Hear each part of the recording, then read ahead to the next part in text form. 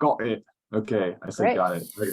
All right, well, I'm Jeffrey Raskin. I really appreciate the opportunity to come here and talk to people interested in epilepsy, people with epilepsy, people with kids with epilepsy, referring doctors who treat epilepsy, whoever happens to listen to this and in the future or now. And it's just always a pleasure to get the word out about how neurosurgeons think about medically refractory epilepsy. So this is going to be a talk, really the genesis of which came from a recent case of the month. And Aisha asked me to talk about that. It's a very specific case called Rasmussen's encephalitis and led to a hemispherotomy with a very good functional outcome and seizure freedom. But I think before we get there, I'd like to, because that's the maximal surgery, that's as big as neurological surgery gets for epilepsy. And it has a storied history.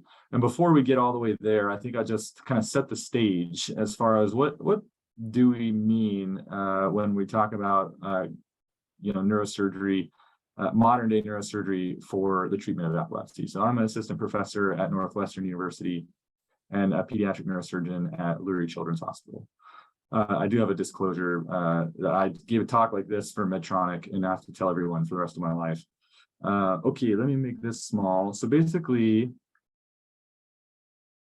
medically refractory epilepsy is what we're talking about, not just regular epilepsy that's treated effectively on one or more medications. We're talking about patients who aren't treated effectively on one or more medications.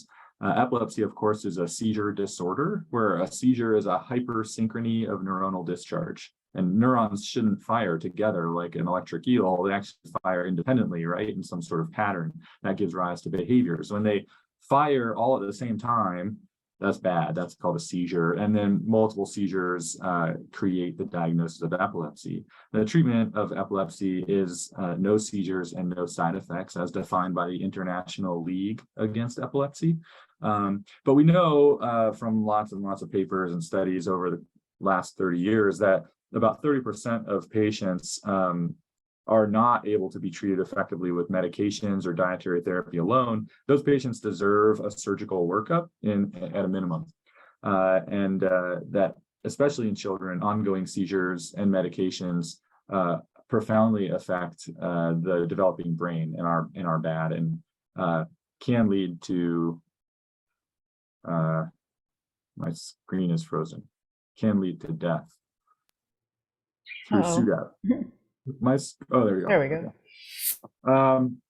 The comprehensive epilepsy program, I've drawn this Venn diagram to sort of define what it is that we're talking about when patients who are medically refractory are referred to a comprehensive epilepsy program. It's this sort of orange circle, and that orange circle really lives within epilepsy, which lives within neurology, but there's a lot of overlap, a lot of doctors who help treat patients with medically refractory epilepsy. And we break up the treatment of medically refractory epilepsy into 4 phases. And phase 1 is the pre-surgical workup, where we get a series of things, which I'll go over in the next slide. But phase 1 is non-invasive pre-surgical workup. And in some cases, all that data will make sense, and we'll move on from phase 1 to phase 4, where we actually do something, like in temporal lobe epilepsy. Most of the time, patients with temporal lobe epilepsy, it all makes sense. And then we take out the temporal lobe and the patient has a very good seizure freedom rate. But in many cases, it's not quite clear.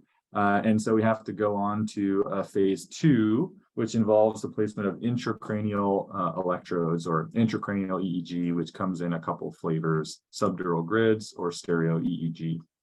And then while those electrodes are in place, we do bedside mapping for the patients to make sure that the onset of seizures doesn't overlap with eloquent tissue.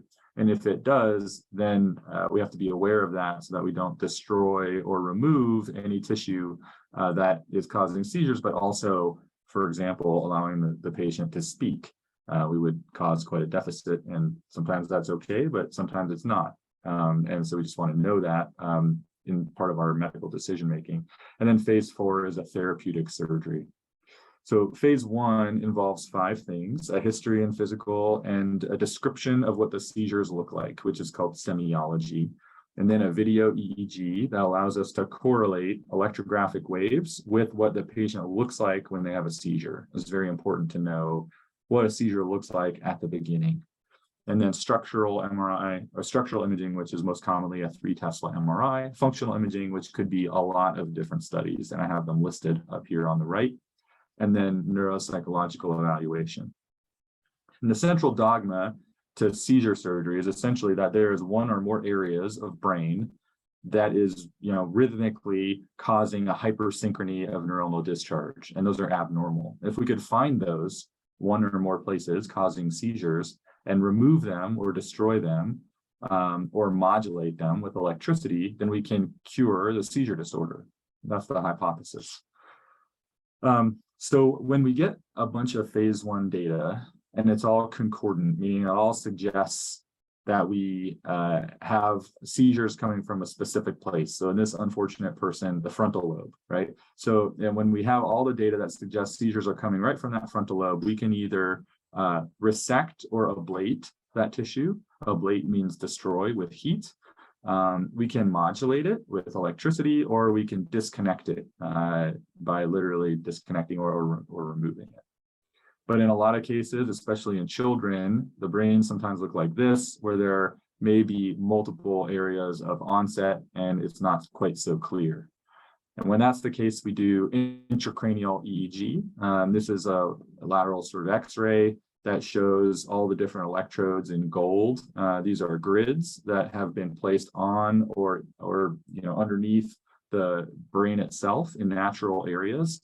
And we can record from these surfaces. And then the other 3 are examples of stereo EEGs. These are CTs in the middle and on the right, and the other middle picture is an actual lateral photograph of a patient with bolts in the head and electrodes coming out. And those electrodes go through the bone into the brain and record data from the brain. And then we use that data to go on to phase 3, where we map at the bedside, and then phase 4, where we do a surgery. And so I'll get to the sort of meat of the talk here. It's very short, and we should have lots of time to talk about things. And I have 2 different sort of philosophies. The New Age philosophy, which is a minimally invasive, probably better termed minimal access surgery, called MRG lit. It stands for like MRI, magnetic resonance guided, is a little g, and then laser interstitial thermal therapy, which means destruction by heat, essentially, versus hemispherotomy, which I alluded to before, which is like the biggest type of surgery that we do in neurosurgery for epilepsy. So MRG lit is basically big surgery on the inside where we actually destroy lesions using thermal energy. But from the outside, it just looks like a little incision, very tiny incision, maybe a bolt hole, and then at the end, just closed with a single stitch. So these are the 2 available lasers for surgeons to use on the market. And on the left, you have the Medtronic Visualase system, and on the right, you have Monteris system. They both have benefits and downsides to using them. But you can see on the right 2 pictures, they're really allowing us to move from sweeping scalp incisions and craniotomies of the past to just placing a bolt in the scalp in a stereotactic manner and placing an electrode through that bolt into the brain, a laser, not an electrode, placing a laser through that bolt into the brain, and then turning the laser on under MRI guidance, where we can then destroy the tissue that we want to destroy and use MRI guidance to avoid the tissue that we don't want to destroy. And there are a lot of benefits to it. It was FDA approved first in 2007 and applied to a patient with epilepsy in 2009 and published in 2012. And then since then, people have expanded the use of laser surgery for epilepsy to almost all, probably including all known epilepsy syndromes and diagnoses. So that's the old age stuff. Now the new age stuff is that's the new age stuff. The old age stuff is hemispherotomy. Hemispherotomy is a surgery that's sort of evolved over time, but really has its genesis in 1920s when the first hemispherectomy, anatomic hemispherectomy, was done for a patient with seizures and a glioma. And the patient ultimately died of their glioma, but their seizures were cured because they had seizures coming from one hemisphere and it was completely removed. But the neurological outcomes of that surgery were pretty poor. And so it was, used with some hesitancy until the 40s or 50s, where it was actually applied to patients with primary seizure disorders and younger patients with primary seizure disorders. And these patients did very well. And so since then, it has evolved over time. And I want to show an example of what that looks like. This is a kind of a case presentation of a 3-year-old who had continuous new onset twitching. The semiology, or how the seizure looks, is continuous clonic twitching of the right arm, shoulder, and face, but maintained awareness, able to talk and communicate the whole time. It was present during sleep even, but milder. No real past medical history to speak of. Birth history also pretty normal. Metabolic and genetic testing was not performed. Patient was developing normally for age, although losing a lot of the dexterous movement in the right arm in particular, with ongoing seizures. And then has healthy other families except for a mother's uncle. Neuropsychology, difficult to do in a patient this young, but still they found relative weakness in visuospatial perception, but verbal memory and verbal intelligence in the normal range. Patient was on, oxcarbazepine and Onfi, but also on other medications that they failed, like Keppra, steroids, Ativan, all due to loss of efficacy, and then was not trialed on modified Atkins or ketogenic diet, did not have a vagus nerve stimulator. Physical exam, again, pretty normal with some clonic twitching of the right shoulder, face, and arm. And between use, he's losing function in that arm, right? It's not responding like it should. So the patient has medically refractory epilepsy, right, on 2 meds and has failed 3 meds and has continuous ongoing seizures. And so that patient has medically refractory epilepsy and is referred to the surgical epilepsy program or the epilepsy center or comprehensive epilepsy program or whatever they're called at different institutions. It's a group of, epileptologists, neurosurgeons, neuropsychologists, radiologists, and other assorted clinicians like dietitians and occupational therapists and physical therapists and so on. And so we get the phase 1 workup, which we just talked about, and that's starts with a video EEG. It starts with the history and physical, which we just talked about, and then the video EEG. And you can see what it looks like on a video EEG. Interictal means between seizures, and you can see that there are some waveforms, there's some spikes, but there's no formed seizures. On the right, you can see that there is a lot more activity. And right about here, C3, P3, you see kind of a very fast, spiky line here. And by here, the seizure has basically already been generated, but it is degraded by a lot of muscle artifact that's picked up by the scalp EEG. So it's very hard looking at this particular printout to say like where seizures are coming from. And in neurosurgery, we really need to know exactly where and not about where before we start doing neurosurgery for treatment. So that video EEG is not going to be good enough already. You can tell it doesn't quite localize. So we get structural imaging, and you can see some asterisks. These are flares in different orientations, and you can see this is the left side and this is the right side. So on the left side where the asterisks are, you can see that there are some abnormalities, and on the right picture, you can see this bright area right next to the ventricle. And so take my word for it, the rest of the places with the asterisks are not quite normal. And then we get functional imaging to corroborate that data. The functional imaging is a PET scan here, is a CT PET, and you can see as well there are asterisks indicating that there is an area on all 3 of these slices that is abnormal. We call this hypometabolism, meaning it's not quite metabolizing glucose the way the brain should, and therefore is abnormal and could potentially be an area of seizure focus. Further functional imaging we got was a SPECT, which again shows this bright spot in the occipital lobe. And so we put it all together and something called the anatomo-electroclinical hypothesis. So 3-year-old boy has new onset right hand face continuous jerking. The phase 1 lateralizes to the left side, but doesn't clearly localize to anywhere. So for example, we saw the semiology, or what it looks like, comes from his frontal lobe, specifically motor strip. Interictal stuff also comes potentially from the frontal, but the ictal EEG I pointed out, centroparietal, C3P3, which is the left side, but in the centroparietal area. And then MRI suggested some temporal abnormalities. The PET scan, potentially left hypometabolism, SPECT occipital lobe. So we're basically like all over the left cerebral hemisphere, and that's not good enough for doing a therapeutic surgery. Now, it does show that this patient had hemispheric onset, and the actual clinical diagnosis is EPC, epilepsia partialis continua. So I'll pause here to say that in some institutions, a young child at 3 years of age with EPC basically has Rasmussen's encephalitis, which is a hemispheric disease which requires hemispherotomy. And so in some institutions, that would have been the end, and we move on with a hemispherotomy.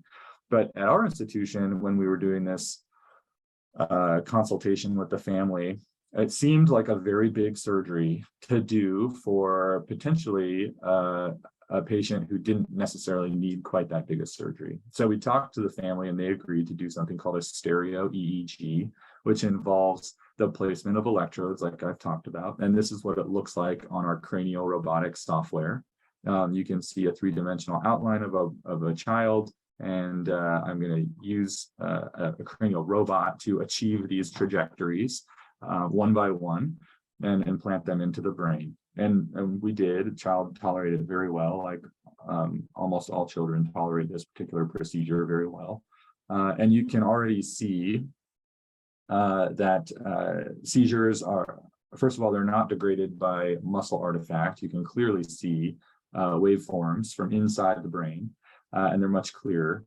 But they are activating the left superior temporal gyrus, the primary motor cortex, the left somatosensory cortex. So left hemispheric involvement confirmed on stereo EEG. There's not a focal little area that we can take out. So the diagnosis is clear, EPC, and the discordant phase 1 workup required us to do a phase 2 workup, which confirmed that the treatment for this patient should be a hemispherotomy. And this is him, and this is released from his family, who allow us to show these pictures and get the word out for people who might be hesitant or concerned about neurological surgery. This is a child who had the entire left side of his brain disconnected from the right side, and basically spent 8 days in the hospital, went to rehab for 21 days, and speaks in fluent sentences, runs around the farm with his family, interacts with his sisters, just a very adorable, neurologically capable, smart young patient. And so that's basically it. I'll stop sharing there. I think just to talk a little bit more about Rasmussen's encephalitis, which was like the original title. Mm-hmm. Very rare condition. This child actually did have Rasmussen's encephalitis, which is an inflammatory condition. There's basically 2 types of Rasmussen's encephalitis. There's classic and Rasmussen's, and they differ in how patients do. Some patients seem to have a hemispheric involvement, but then over time they have involvement of the other side, and those patients, of course, do worse. Also, if they've had seizures for a longer period of time, they tend to do worse than if you treat them right up front with surgery. That's probably due to, the Hebbian postulate of how neurons wire together. They fire together. Those that fire together wire together is the old mnemonic, which means that the more neurons interact with each other, like in a seizure disorder, the stronger those connections become over time. And so it's really important, and we know this from a lot of literature in epilepsy surgery, that patients who have medically refractory epilepsy, basically untreated by surgery for longer than a year, do worse than patients who are treated less than a year. And that's pretty profound fact, considering that most of the patients that we see have had medically refractory epilepsy for like 5 to 10 years. Wow. Yeah, it goes on too long. Yeah. So say that phrase again. They fire together and wire together, or is that the other? Okay. No, those that fire together wire together, essentially. So Okay. the molecular, neurophysiology of how synapses become stronger Right. involves feedback from the postsynaptic cell to the presynaptic cell. And when the postsynaptic cell and the presynaptic cell are firing at the same time, then their bonds strengthen. Got it. And that happens in pathological states as well as like normal states. We want that to happen when we're trying to learn algebra and stuff. Right. You need that. Right. So, and that's interesting. And I think because like what I've learned from you tonight, and also from some of the other people on our MAC, is that like I am learning how many more people could actually be eligible for epilepsy surgery. And like you just said, like some people go on years and years being kind of like in this gray area where they really could be a candidate for surgery. But then also I just really like the way that it's kind of being discussed, like you're kind of disrupting the signals.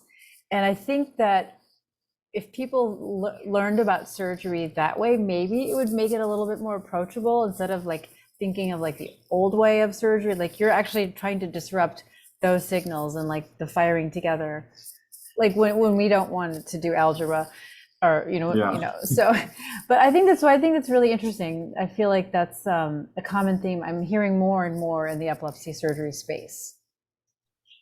Yeah, I mean, it is. These are big decisions that people have to make about, especially their child, and how is it going to change their personality, and what deficits might they incur, and is it the right thing to do on their behalf to submit them for neurological surgery? But I would say that it is, for someone who does neurological surgery every day, it's very safe, and it's, I think, much preferred to take all the risk up front and a potential for seizure freedom versus all the long-term risk of continued seizures and continued medical treatments and the risk of SUDEP over their lifetime, knowing that these seizure disorders progress, patients decline, they don't lead independent lives, and they're stigmatized by society and so on. So for me, every single time a patient has medically refractory epilepsy, I feel they should come to get a consensus surgical opinion. Right. And I also really appreciate that you mentioned SUDEP. I think that that's something that I know from our clients, they want to hear more of. They want to hear their provider talking about it. And so I think we at the foundation want to help sort of make sure that that conversation is discussed. And I think that that's great. So I'm glad that you're bringing that up. Yeah. Looks like there's a couple of questions. So Alex is asking, how is the recovery time different for these newer types of surgeries? That's a good question. If patients are indicated for like laser ablation, for example, those patients generally go home on postoperative day 1 or 2. Wow. So that's a total difference. Yeah. Often we have to use stereo EEG to plan the laser surgery, but we can convert between stereo EEG and laser surgery in the same setting. So in some cases, patients have very complicated conditions. We don't know where seizures are coming from, but we can plan a stereo EEG. They get admitted in the morning and have surgery, and then we record data while they have seizures as an inpatient, just like we would if we had scalp electrodes, but these are electrodes in the brain. And then once we've identified seizures are coming from like the mesial temporal structures, like for example, we can say, okay, well, I mean, we can remove the electrodes and do an open temporal resection, which is like old school. We make an incision, we take down the muscle, we get into the brain, we take out the temporal lobe, we put everything back together.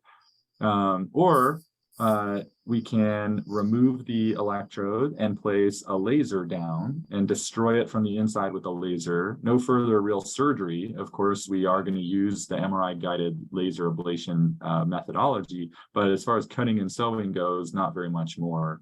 Then we remove all the electrodes and bolts during that surgery, and they go home the next day. Wow. So it's a really great adaptation.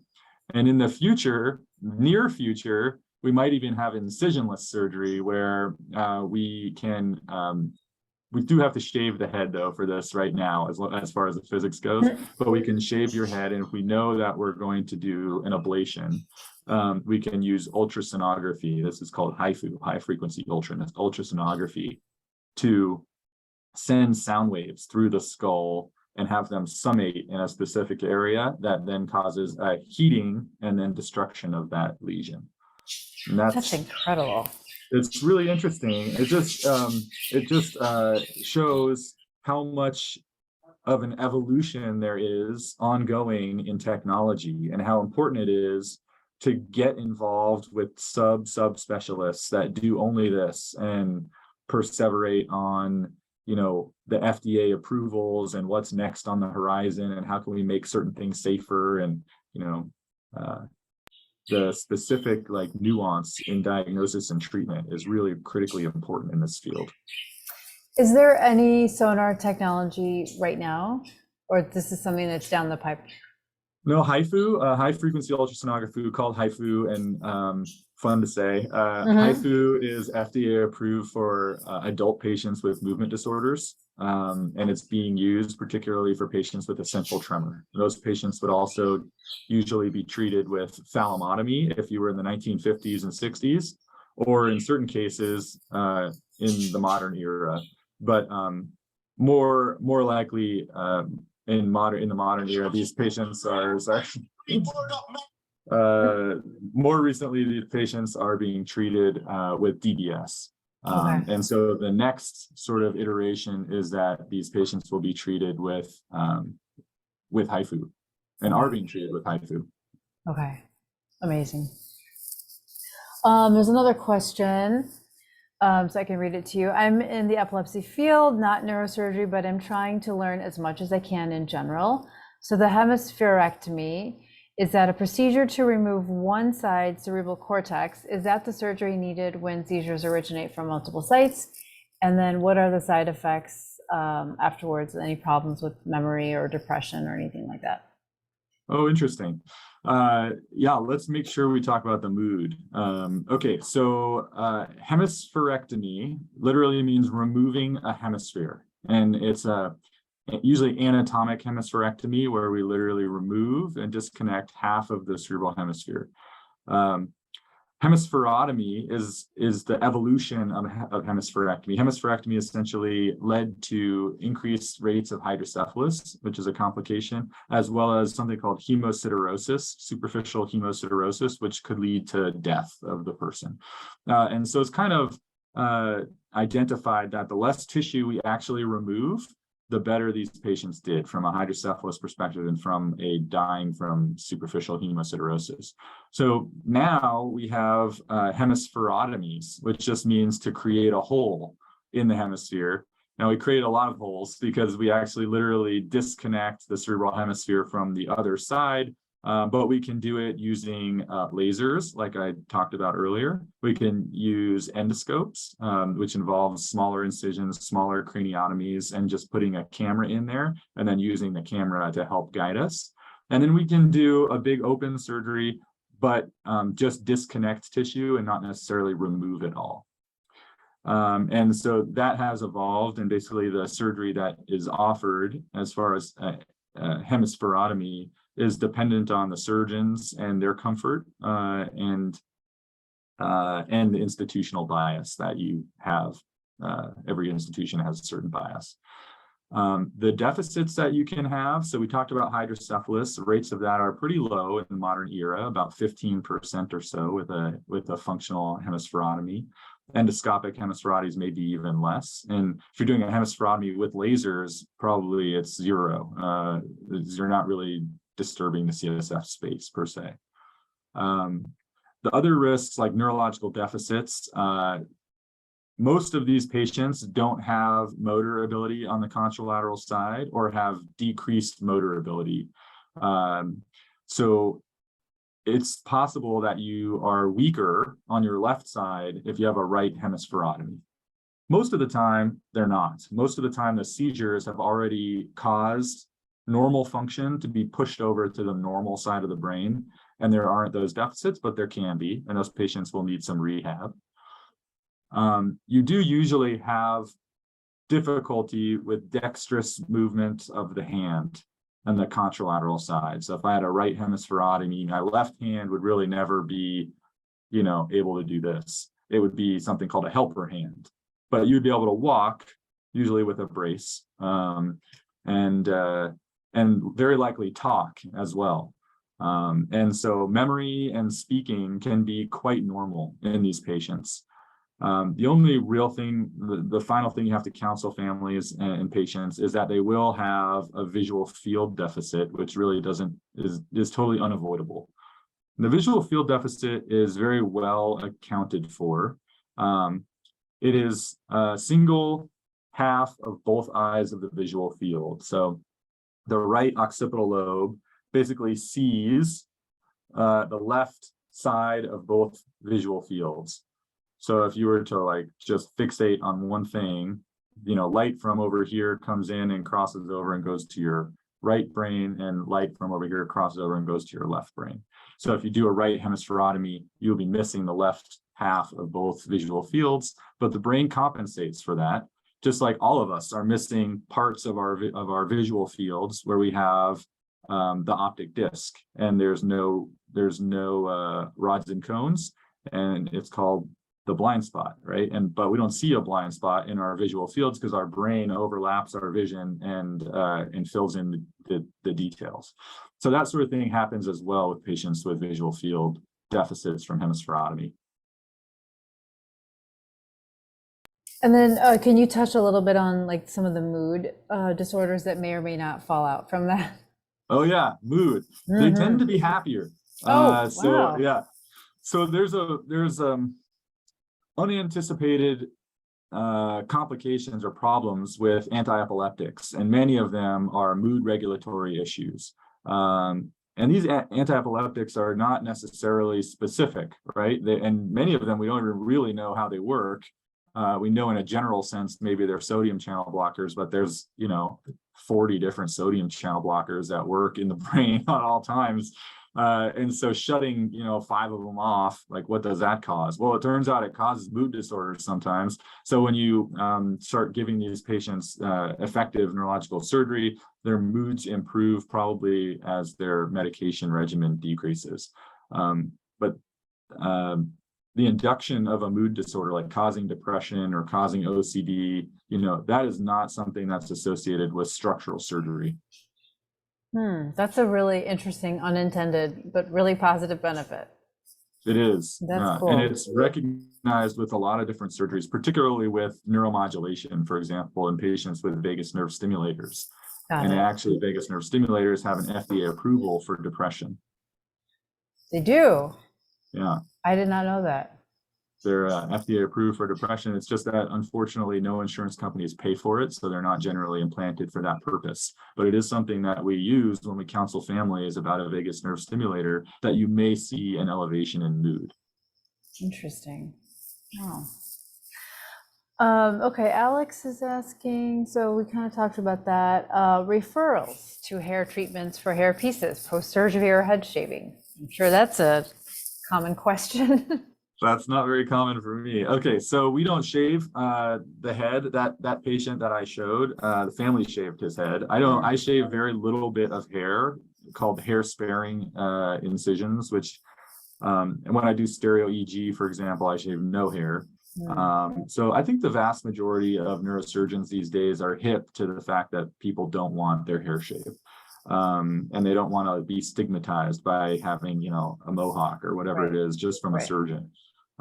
So that's not necessarily an issue. I've never had anyone ask me about a hairpiece after surgery. Of course, I operate on children, so they're very happy to just be walking around. They don't Children are Sure. awesome. They do That's not awesome. care about any of this stuff. Hard That's to great. answer that question. Yeah, awesome. Cool. I had a question about very like generally speaking, you talked about various types of EEGs. There's the video EEG, the eye EEG. First of all, how long is each one, and how do you know which one you have to do? Yeah, so video EEG is where you place scalp electrodes and then patients are in the EMU, the epilepsy monitoring unit. Okay, so that's the bread and butter standard. That's Okay. bread and butter standard. Everyone gets that. And Okay. especially if you're being evaluated for surgery, you get that. Okay. And how long does it take? It depends on how many seizures you have. So Right, if you right. have 40 seizures a day, maybe just one day. But if you have one seizure a week, it's going to be a 5-day Sure. EEG, Yeah. right? Yeah. So, I've heard anywhere between 2 hours and 7 days is what Yeah. I've been. Yeah. Okay. that's probably right. Okay. And the epileptologists make those decisions. I mean, they're experts Got at it. seizures and stuff. So they're the ones who decide how much video EEG you get. Now, IEEG is a designation that means intracranial EEG, and it can come in stereo EEG with a little s, or some people have a big S, EEG, or subdural grids and strips, which is abbreviated SDG. Okay, I've And seen so that. those are different types. And then there are a combination, right, where you put a subdural grid and also depths. Okay. Okay. Interesting. Alex is asking the chance of recurrence, level of recurrence after, yeah, so they both asked the same question. Trying to understand the potential of recurrence after procedure. It depends on the type of seizure disorder you have. So is it just about hemispherotomy or just in general? Like, what are the chances of seizures recurring? Alex or Inga, if you want to unmute, you can clarify general. In general. Well, it's like an impossible question to answer in general. I think so. Here's the deal. We have our best seizure surgeries for medically refractory epilepsy are hemispherotomies and temporal lobectomy. So the level 1 data that we have from Wiebe et al. In like 2001, I think, in New England Journal of Medicine, that manuscript compared, patients who were indicated for temporal lobe resection for temporal lobe epilepsy in Canada. And because of the socialized medical system, half of them got it in a reasonable time and half of them waited to get it, right? And so they compared those two populations. And there was a significant difference between the seizure freedom rates of the patients who got the surgery and patients who didn't get the surgery, on the order of about 40%. But the patients who got the surgery only had about a 70% seizure freedom rate. So it was like 58% compared with 8%. So 58% of patients on that study were seizure-free at a year after temporal lobectomy, and only 8% were seizure-free with just medical therapy. But if you extrapolate those numbers to other studies, it's basically agreed upon that patients with temporal lobe epilepsy after temporal lobe surgery, they have about a 60 to 70% seizure freedom rate. And so that means 30 to 40% recurrence of seizures after a year. Now, if you do things like add on stereo EEG or intracranial monitoring to try to further elucidate or understand where seizures are coming from, your seizure freedom gets better. Hemispherotomy for certain indications like Rasmussen's encephalitis has about a 90% seizure freedom rate. Wow. It's still not 100%. Other things like malformations of cortical development, those have pretty poor seizure freedom rates because although our structural imaging is pretty good, it doesn't see molecularly, right? So it has to be an abnormality, like a malformation of cortical development, focal cortical dysplasia. That abnormality has to be pretty specific. I mean, it has to be pretty good, big size in order for us to see it on an MRI. So microscopic malformations could exist at other places that are causing seizures that we just can't see. Makes sense.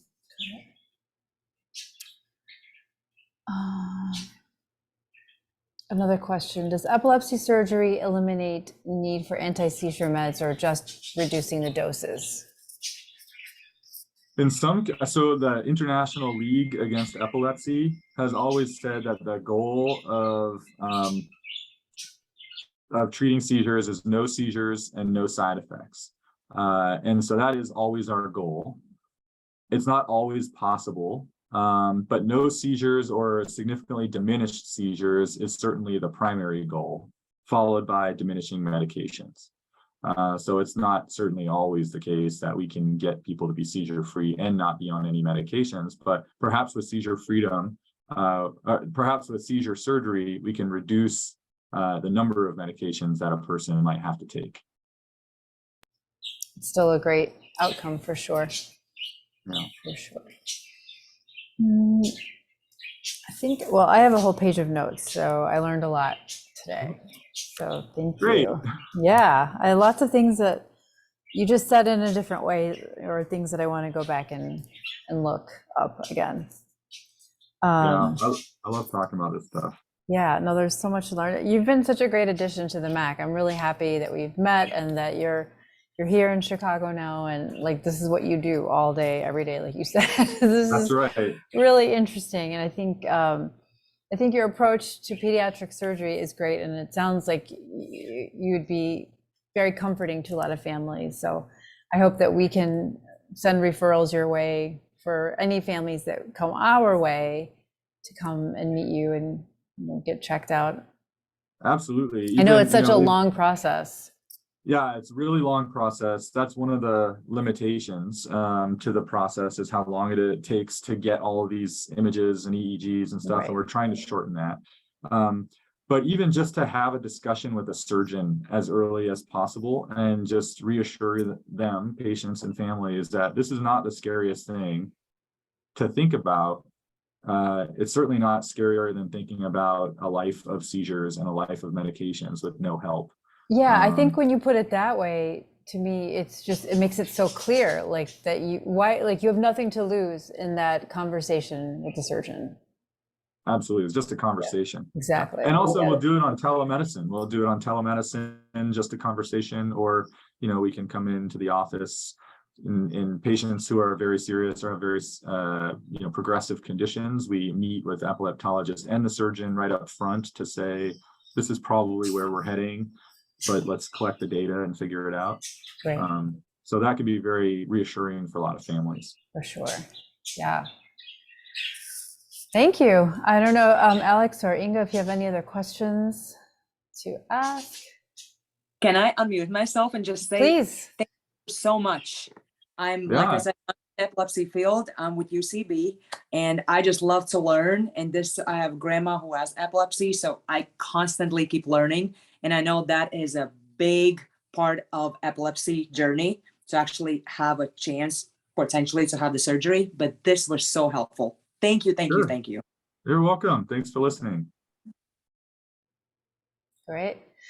Well, thank you so much. I'll give you back the rest of this hour so you can get to yoga. Sounds good. I'll see if my wife still wants to do yoga. It'll be fun. Awesome. Awesome. Thank you again. And All right, we'll see you soon. Thank you so much. Sounds good. Take care. Right. Good night. Bye.